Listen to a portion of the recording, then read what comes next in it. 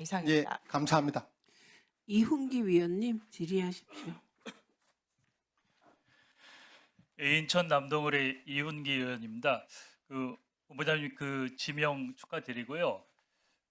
후보자님 보니까 뭐 개인 신상에 관한 질의는 거의 할 게 없는 것 같아요. 그래서 저는 어떤 정책이나 현안, 조직의 어떤 질의를 중심으로 하겠습니다. 지금 윤석열 정권 방통위원회에서 KBS를 장악하고 YTN을 민영화하고 그리고 MBC의 장악을 시도했습니다. 물론 장악당하지 않았지만 저는 이 과정이 윤석열 정권의 비상계엄과 내란을 위한 사전 정지 작업이라고 생각을 하고 있거든요. 그런 측면에서 일을 했다. 그리고 이 과정에서 여러 가지 일이 있었어요. 2023년 한 해 동안 KBS, EBS, MBC 이사를 모두 교체하고 사장도 교체하고 또 MBC 박문진 이사 6명, KBS 이사 7명 추천 이사 선임을 강행했고 그리고 이진숙 위원장 취임 첫날은 KBS 이사 지원자 53명, MBC 이사 지원자 32명, 85명을 95분 만에 의결을 했어요. 근데 전 이 과정에서 이진숙 위원장이나 이런 분들도 문제지만 방통위원회 직원들도 문제였다고 생각을 해요. 그리고 또 작년 6월 26일 날 하드디스크 불법 파기 이것도 직원들이 했을 테고 그리고 김효재, 이동관, 김홍일, 이진숙 이 4명의 방통위원장이 내란 속의 윤석열의 하수인으로 방송장악의 도구 또 행동대장 역할을 했어요. 이런 행동대장이 있지만 그 안에서 행동대원 역할을 한 거는 방통위 직원들이고 간부들이에요. 그래서 제가 지난 국정감사 때 여기 방통위 국장 과장급 이상 직원에 대해서 국민들께 사과하라 그랬더니 사과를 안 하더라고요. 저는 청문회를 통과해서 취임을 하시면 저는 부역자들이라고 생각을 하는데 방통위의 간부들에 대해서도 정확히 방송장악 과정에서 어떤 역할을 했는지 조사를 하고 조치를 취해야 된다고 생각을 하는데 어떻게 생각하세요? 예, 지급 공무원제 하에서 정무직 판단 부분과 그것을 집행하는 부분에 있어서 어떻게 신분을 보장을 하고 정치적 중립성을 보장하는 것과 관련되어서는 헌법 7조 2항이 정하고 있고 법률이 그것에 의해서 강한 신분 보장을 하고 있습니다.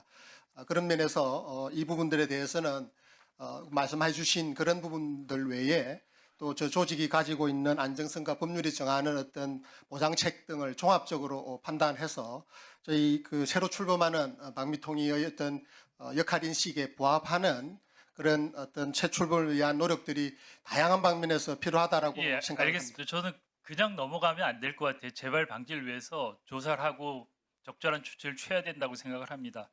그리고 후보자님, 방송통신발전기금 아시죠? 예, 지금 상당히 위기 상태인데 좀 아세요? 예, 재정적으로 매우 위기 상태로 나아가고 있다라고 제가 접하고 처음이니까 있습니다. 자세히 모르실 것 같은데 제가 한번 좀 설명을 드리겠습니다. 지금 방송통신발전기금이 상당히 위기예요. 아리랑 국제방송이라는 데가 있어요. 거기에 그동안 방송통신발전기금을 7,490억을 지원했어요. 거의 30여 년간. 그리고 국악방송에 914억 원을 지원했어요. 그리고 언론중재위에 2,468억 원. 그래서 이 세 개 기관에 지원한 게 1조 872억 원이에요.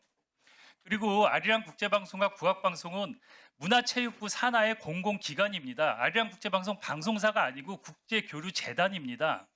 여기에 방발기금을 이렇게 많이 퍼줬어요. 수십 년간. 이게 방통위와 기재부가 협의해서 한 거예요. 그리고 반면에 지역 중소방송에는 525억 원을 지원했어요. 아직까지. 이게 맞다고 생각하세요? 예, 방송, 통신, 미디어 분야의 균형 있는 발전을 위해서 법이 정한 절차에서 이루어진 부분들에 대해서 제가 적절하게 평가하는 건 적절하지 않고. 예, 지금 이제 이 일을 하실 거니까 정확히 아시라는 얘기예요. 그래서 우리 이제 과방위에서 계속 이거 아리랑 국제방송, 국악방송을 문체부 일반회계로 전환하라고 계속 요구를 하는데 안 하다가 이번에 일반회계 전환은 됐어요. 이제 그러고 나서 이제 그리고 그 전환된 157억 원을 지역 중소방송 예산으로 돌리라고 우리 과방에서 의결을 했어요. 근데 기재부에서 5억만 반영을 하고 152억은 반영을 안 했어요.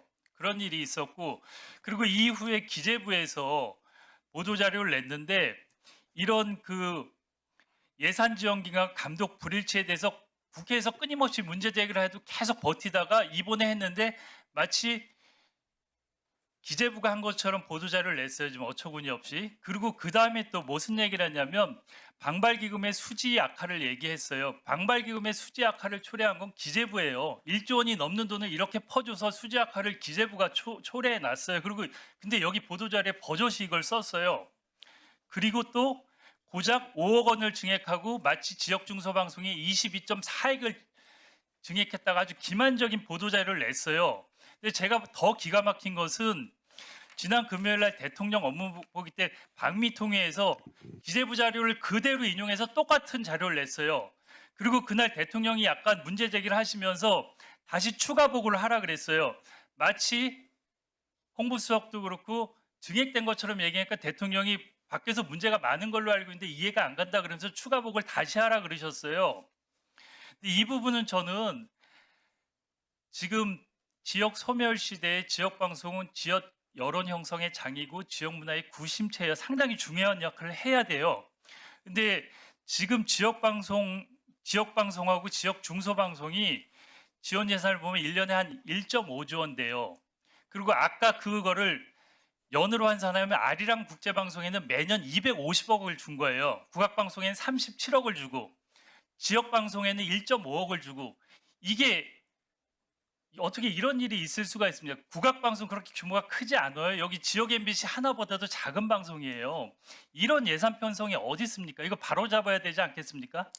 예, 그 지역 중소방송들을 어떤 지원하는 부분은 방송법상 등에 있어서 방송의 공적 책무를 강화하기 위한 주요 과제로 되어 있다는 제가 알고 있고 그 점은 또 국정 과제의 부분으로도 되어 있는 것으로 이해하고 있습니다.